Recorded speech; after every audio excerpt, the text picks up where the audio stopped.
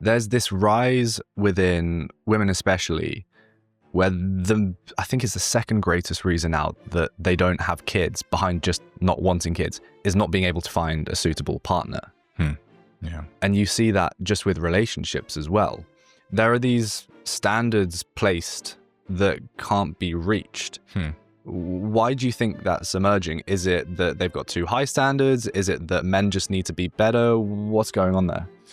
Yeah, it's a good question. I think it's probably a bit of both, that men are increasingly falling behind, and women, as they become more and more successful, they tend to favor men who are at least as successful as themselves.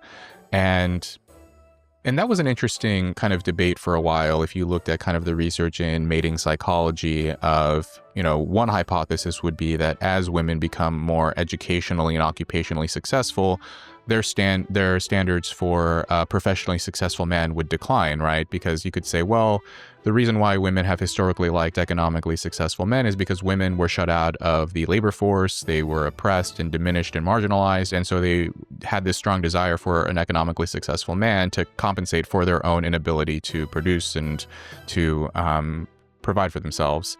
And so this would suggest that as women became more successful with time, their preference for a successful man would weaken.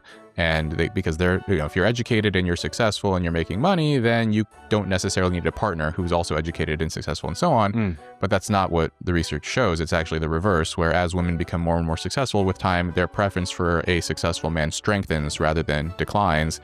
And you can see this with, there's a really nice article recently by